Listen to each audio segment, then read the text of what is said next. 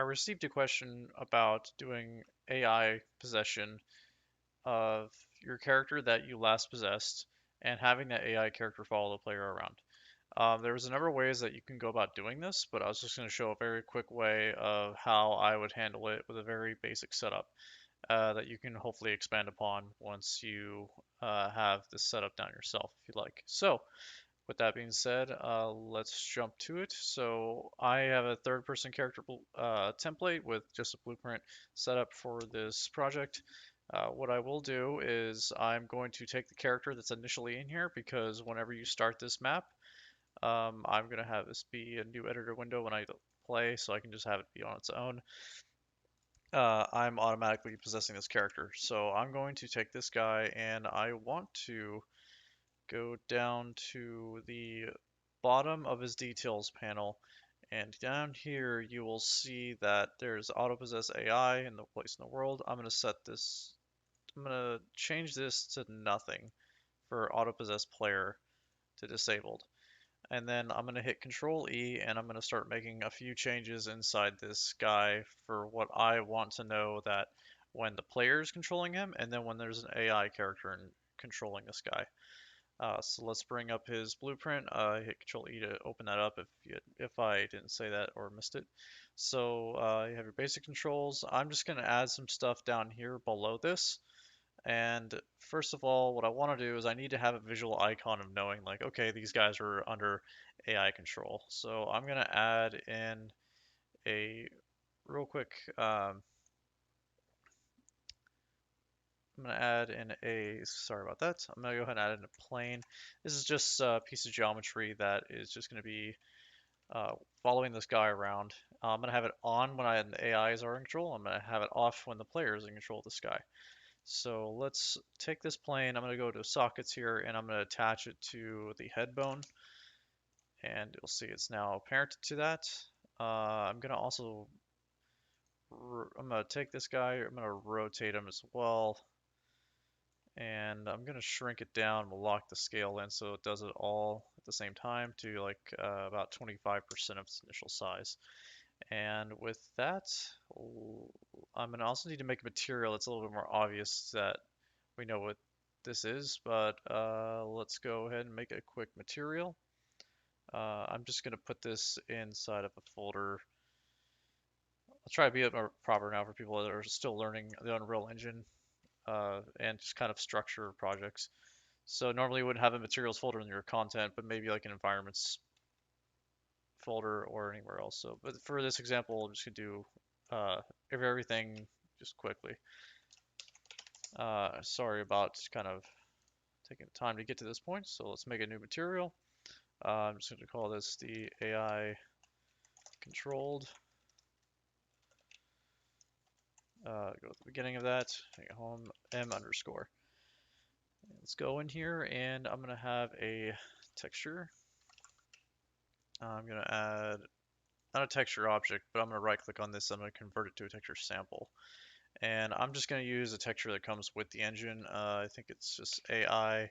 And if I go up, there's a couple of little pictures I can use, or textures, excuse me. I'm just going to use AI green, which is this guy's little face. A couple other things I want to do this material. If I click on the graph, I'm going to change this main properties from a opaque to a masked. I'm going to have it unlit, and I'm going to have it double-sided so I can see it front and back whenever the guy's moving around. It's a mix of colors, RGB, and its alpha is going to be its opacity mask. And that should do it. So now if I actually put it onto a cube or plane, it should look just like that. Cool. So now that we have our material, I'm going to select that material, go back to a third person character.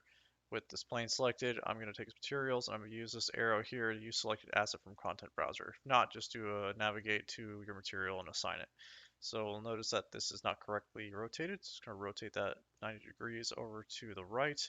And we are good to go with our icon. So next, let's jump to our event graph. There are a couple things that need to happen upon this character first coming into the map. Um, whenever an actor, more specifically a pawn, is ever created, it has an AI assigned to it by default. And you can make an AI controller class that's customized for what you're trying to do for your project. But for this one, we can get away with enough for these examples just using the default AI controller that comes with the engine. So with this AI controller class, I'm going to need to get a reference to this, and I want to store it so that way this pawn has this AI controller class to call back to whenever the player unpossesses this pawn. So with that, I want to call in the event begin play, and this actually fires off when the game actually begins, with the pawn has been loaded into the level. So in the beginning of this, I need to get a reference to the self of this character.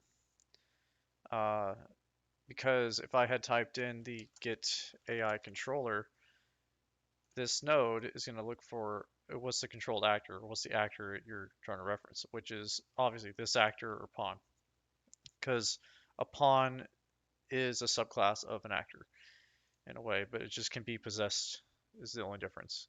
And I'm going to drag off of this, and I'm going to promote this to a variable, and I'm going to call this the AI controller underscore ref. So I know that this is our reference to our default pawn, our default AI controller that this pawn starts with. I'm going to hold down S, I'm going to click, I'm going to pull in a sequence, and I'm going to split this off into a couple of different tasks that are going to fire off when this event begin play starts. So first we get our reference to our AI controller. I have some copied out comments that I'm just going to paste in here, so I'm not typing all this out. So we can actually say what is happening in each step.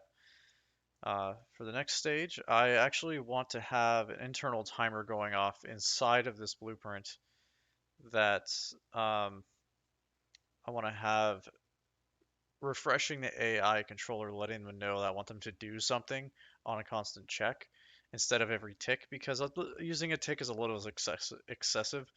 So with that, we can set something up called set timer by function name. And what we can do with this is give this function name a type of event to call. So the event I want to call is just whatever you want to name it. I'm just going to call this the refresh the AI events. Yes, I did use spaces between that. You cannot use spaces, your call. But I'm going to copy that, and I'm going to then make a custom event. I'm going to paste that name in there. And basically what is going to happen is we're going to first set up a timer. We need to pull a reference, make a reference to this timer. So let's call this the AI refresh timer. And in the beginning of this, if we have our time set to just kind of cycle and loop every second, let's put a print here, and then we will see what's happening here. So every once in a while, every couple seconds, we're going to see hello get printed. So if I hit play, you should start seeing hello up there. It's kind of running twice, which is not really what I want, but you'll notice that every second it's going to keep refreshing itself. So now we know that our timer's working. Let's not have this timer work at the very beginning when the game starts. So let's just pause it until we know for sure that this pawn is actually possessed by an AI or is actually possessed by the player.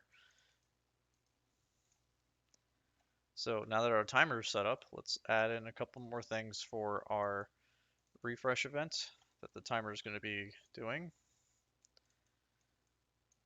And again, I just copied some notes in here.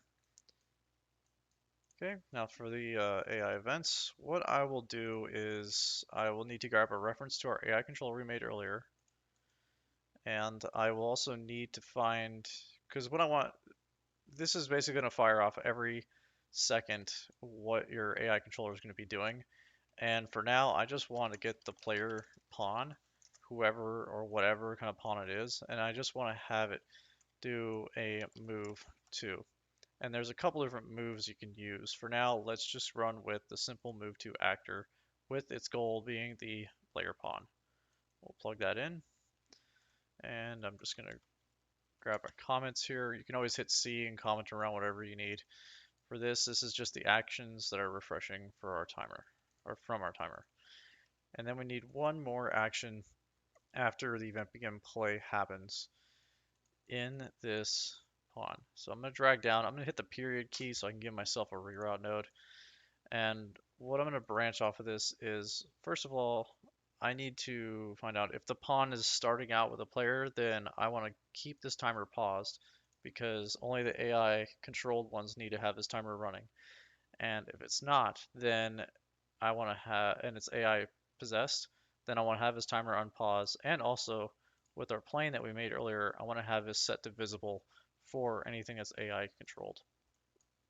So what I'll do is I'll do a check first, is player controlled. Do a branch by holding down B. Hold on to that. And then we will do a reference to our timer. And I will say, I'll call in two things, the pause.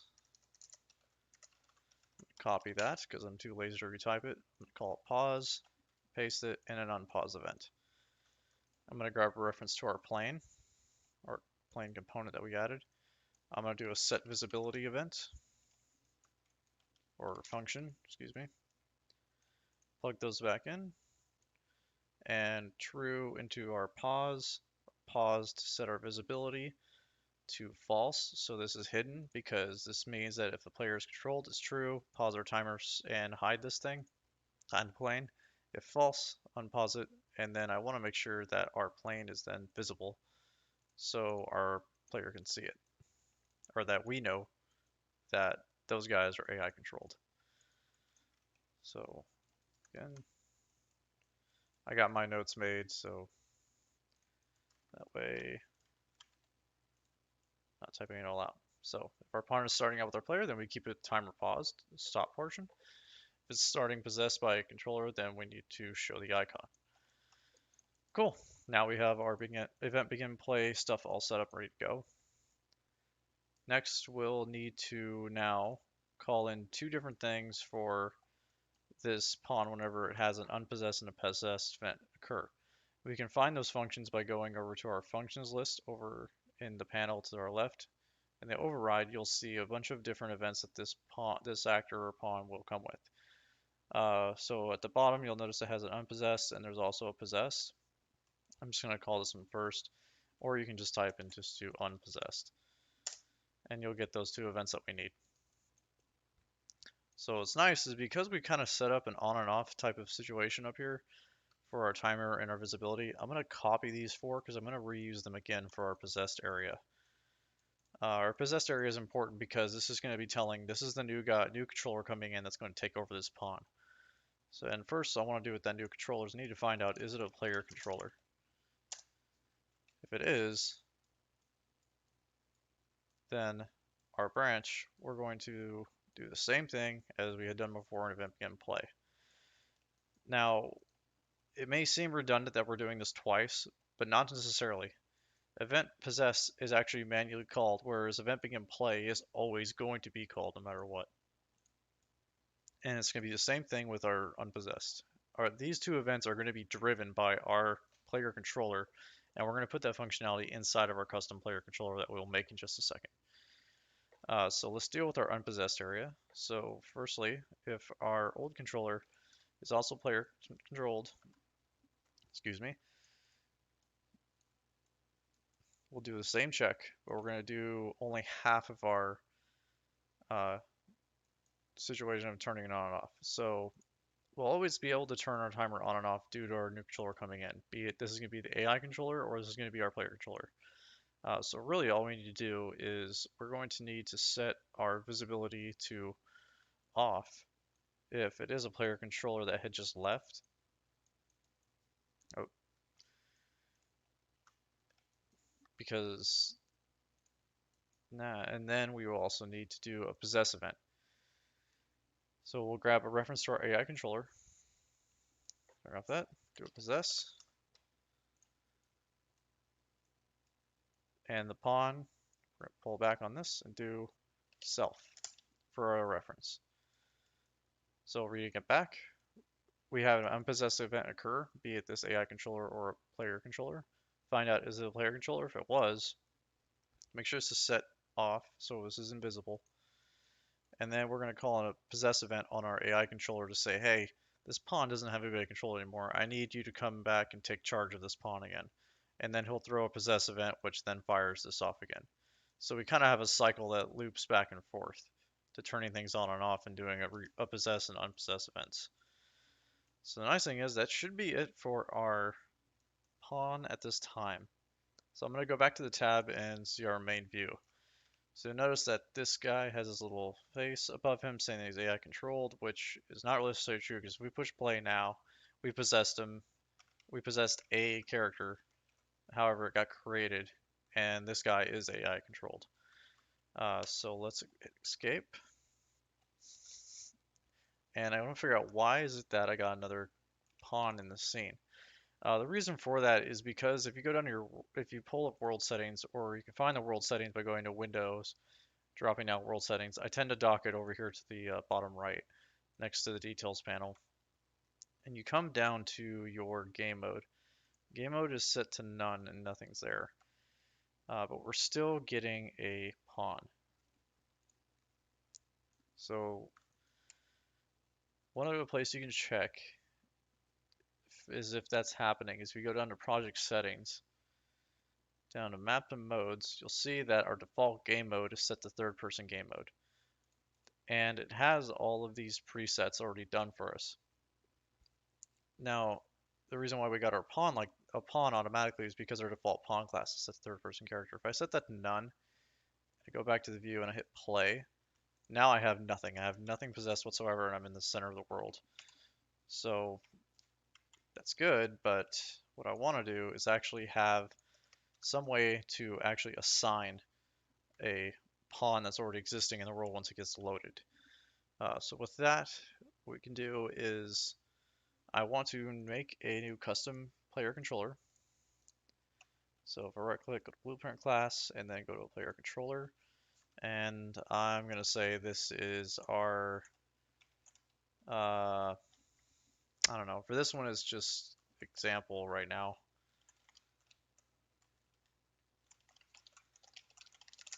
Not the proper naming convention, but you'll probably name this to whatever your project is due for. And with this, now we have our own custom events that we can use in this controller. So if we go over to our project settings, this third person game mode has all this. If you want to go and edit this, just go down to this, the magnifying glass, it'll find it for you. And if we open up this game controller icon, get that out of the way, this is where you can change and set the different player controllers that you're using or the pawns that you want to use. It's the same thing up here with project settings. So I'm not going to go into project settings anymore. I'm just going to do it all right from here inside of this third person game mode. So with this player controller, I actually want to be using the one that we made. So I'm going to use my example player controller, quote unquote, whatever you may name this. All right, great. So with that, let's go back into our player controller that we made. I'm going to go to the event graph, and what I want to do here is I want to actually set up some logic. And I need a variable that can be called from the level once the level is actually loaded in completely to tell the player controller, hey, level's loaded, all the pawns are in place. I have something for you to actually inherit and control. And when that happens, it'll call in this player controller, and then we're going to fire off an event that says automatically inherit one of these pawns that's in the level. So I'm going to set up a custom event in here called, I call this control next pawn. I want to give it a variable called, whoops, inputs. And I'm going to have this be pawn ID. Make that an integer. I'm going to drag out and promote it. I'm going to promote this to a variable, and this variable is going to be called controlled pawn ID.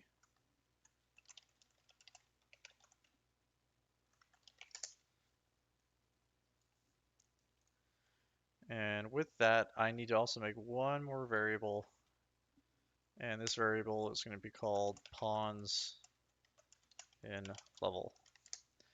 And it's not going to be bool. What it will be is actually a reference to our third person character or whatever the exact character blueprint is that you're using. for your pawns. So back in our player controller, I also need to promote this to an array because I'm not going to have one. I'm going to have maybe a couple. I have no idea how many pawns I really want to have in the level based on design. So with that, pull a reference to our array, do a get, and what I want to do is I want to find the ID of whatever is coming through this event. So if this event gets called, there's going to be a new ID that's going to be red. It's going to set the actual ID of what we're using. I need to get that one within this array somewhere, and I need to call a possess event. Let's plug that in line. Now, how do we control iterating through our IDs? Well, we can actually add events in here. So I'm just going to use tab right now, but you can use whatever controller you have, be it you set it up here or within your project settings in the inputs panel.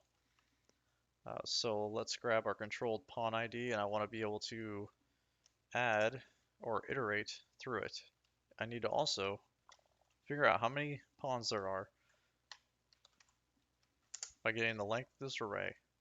And I need to say, hey, if I am in currently this controlled pawns ID number plus 1, which could be 0, and now you're in the first element of the array, I need to find out if this ID is greater than or equal to whatever amount is in here. And if, whoops, excuse me, and depending on what the number comes back with, I'm going to do a control next pawn event. So if this number is greater than the amount that's in here, I need to go back to the very first element in this array, or control ID 0, so element 0. If it's not, and I'm in like 3 or 4, then just pass that and we'll select the number of what's going to get set here from this portion right there. So I'm going to do a select, and if we can still iterate through, we're just going to iterate up, and then we're going to set that. If not, we're going to go back to 0. Oh, excuse me, let me flip that around. And if not, then we're going to go back to 0, and we'll start over from the first element in this array. So every time we push tab, that's going to happen. However, how do we know how many pawns are in here? I would say, like, sometimes you can set this up inside your player controller, but the thing is, there's an order in which things are loaded into levels. Your player controller is actually going to be loaded before anything in the level could be possibly done getting loaded. So there might be 3 pawns out of 50 or something, and your controller is only registered maybe 5 or 6. So that's why we have this control next pawn event here, because we can call this from somewhere else externally. And let's do that right now by going into our level blueprints, or you could have this be in some other very custom event somewhere else. But because it's an example, I'm just going to put it here in the level blueprint to quickly get something set up so I can kind of show you what happens. So on event begin play, this should be called once the level is loaded. Once it's loaded, I want to get all the actors of a class, and the class that I'm searching for is the pawn that we're using. However, pawn that we're using is called third person character in this example, and I need to get this array once they're all loaded, and I can pass this to actually set the array that we have in our player controller back here for our pawns and level. So once we know that this is loaded, let's get our player controller, and let's actually cast to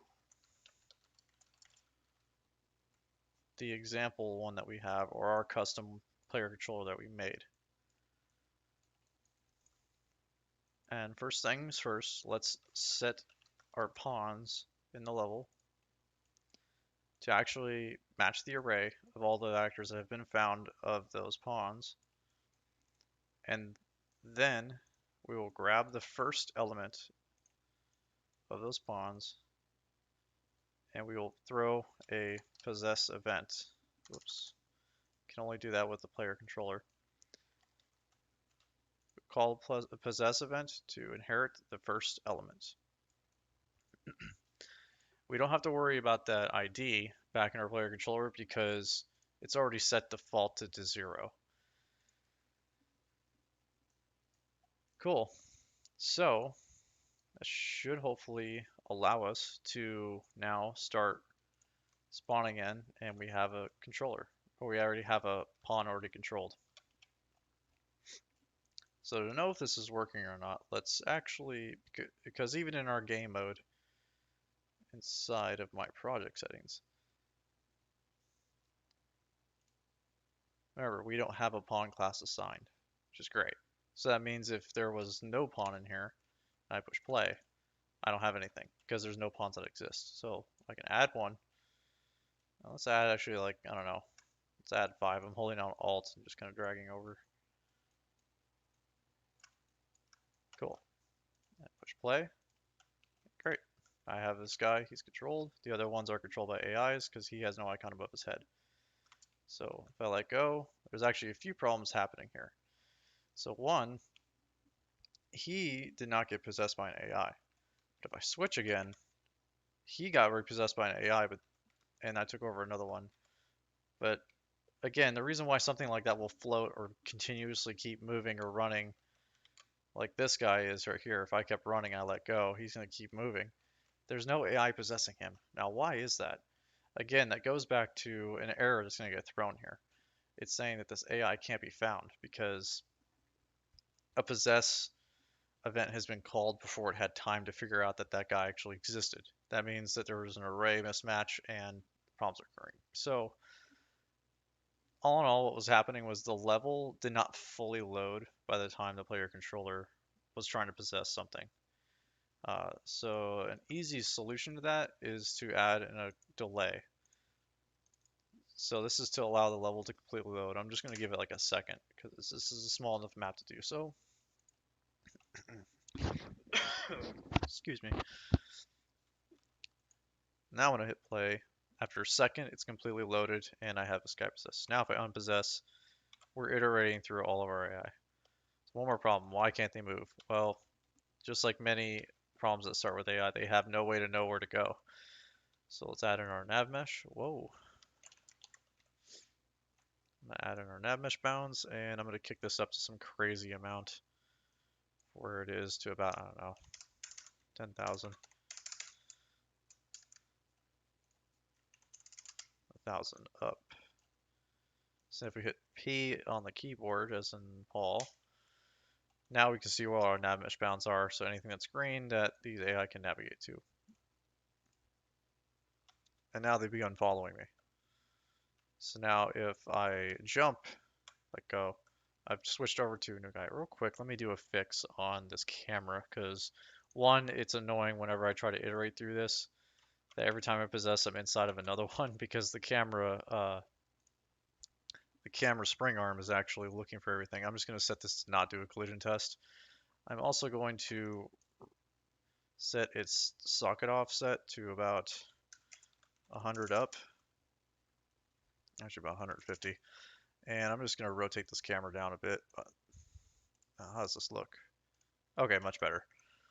So now I can iterate. I'm not inside of them, and I can see what's going on. They're a little close to me. Well, all in all, that kind of gives you an idea that you're going to cycle through them here, but I'm going to do a couple more little customization things. So we have a very simple little controller happening in our third-person pawn. I'm going to close all these down by middle mouse clicking, just like the Internet Explorer or any like browser you use for internet. And our AI actions that are refreshing themselves every second. I'm going to choose another move to, and I'm going to do a move to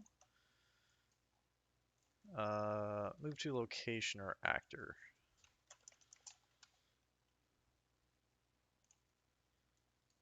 So there's move to location. No. Give me the right one. So not find it. Okay. Choices, decisions. Move to location or actor. There we go. So nice thing is this also has a delay, so this kind of fires off after it's been done or move is finished. So I'm gonna have that. I'm gonna need to feed in the goal actor of our pawn. And the reason I chose this one is that I have a couple more things except this radius. I'm gonna be about like the length of one of the characters, so about 90. And that should be good. So now they should actually be able to follow me around. So some of this stuff is kind of extra, so they get a little bit more distance away from me. And I can just possess and jump around. So one other thing I'll throw out there too is that if you're running around with these guys and you jump on this block, switch to another guy, they can all navigate, but that guy can't get down because he has no way to. Um, I'm not going to get too much into the subject, but real quick, you can use a thing called a nav link. And if you let that go, it's actually 2 points. It kind of gives them an idea of how to get from like one of the nav meshes to the other part of the nav mesh. It's not so much that they're jumping, it's more that it's just connecting them so they're like, oh, I can actually get over there by doing that. So this has a the left and a right portions or the points that you put down. And you will see that in its details panel that it will have the link direction. So both ways, left to right or right to left. So I only want them to jump down. They can't jump up. If you're trying to do jump events, that's going to be a whole nother like huge bit of code you're going to have to do for like AI actual functionality. So I'm just going to do from left to right so they know how to get down. And I actually see about doing that one more time. I'm going to grab another copy of this. I'm going to hold Alt, drag out, so I make it under a naplink proxy. And I'm going to put this one on the other side of the stairs down here. Grab this left side and I'm going to bring it right on top of the stairs. So that should, I'm going to make sure it's actually in the zone. Okay, so that should hopefully do it. So now if I'm running around and I jump down, they didn't do it. Cool. All right, well, I know for this one here, but if you're definitely on a box or some little spot like that, he can at least find his way down. All right, so hopefully that gave a little bit more insight on character switching and I don't know, hopefully tidbit more information on how you can do a little bit more possession and all that for switching out characters. You can go a lot of directions with this type of stuff, so good luck and hopefully it helped out. Thanks.